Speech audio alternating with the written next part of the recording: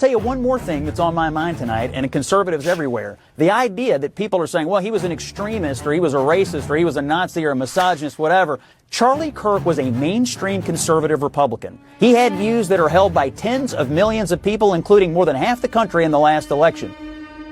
If I see a black pilot, I'm going to be like, boy, I hope he's qualified. It begs the question, when you see a black pilot, you wonder, you say, I hope they are qualified. And in the spirit of affirmative action, we have Ramon and Cadillac are your two pilots. They've never flown before, but they are black. If I'm dealing with somebody in customer service who's a moronic black woman, is she there because of her excellence, or is she there because of affirmative action? I'm only here because of affirmative action. Yeah, we know. You do not have the brain processing power to otherwise be taken really seriously. The war on white people continues. You had to go steal a white person's slot to go be taken somewhat seriously. We are raising a generation of weak people like Simone Biles. LeBron James is a self-interested, narcissistic, and we know he's not very smart. You're representing your nation. You're selfish sociopath. Not very bright, not wise, not somebody of good character. She is a shame to the country. Blacks in America did not have the same rights they had today. Data shows they were actually better in the 1940s. Let's get loud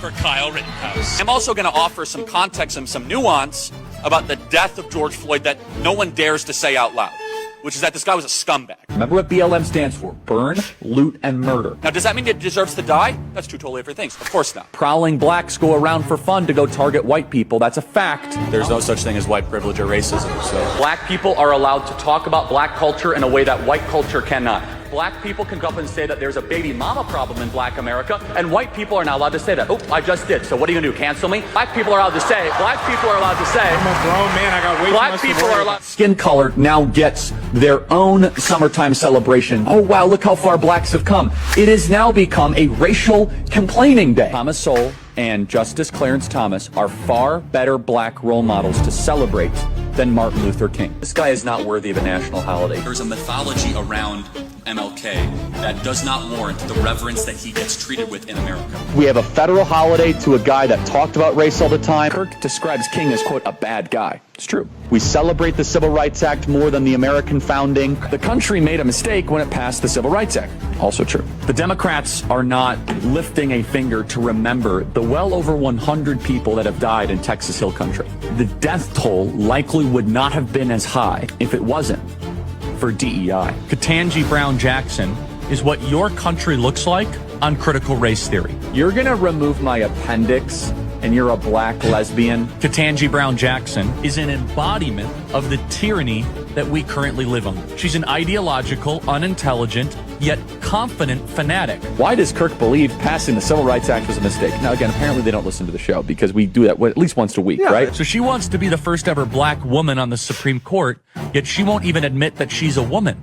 The transgender movement is an introductory phase. These doctors need to be put in prison to get you to strip yourself of your humanity. A Nuremberg-style trial to mesh with machines. Interestingly, I think there is an argument to bring back the MRS degree. Reject feminism. Young women need to get married at a younger age and start having kids. I'm studying sociology. No, you're not. We know why you're here. Submit to your husband, Taylor. You're not in charge. You will find a husband if you have the intent to find a husband. You got to change your name.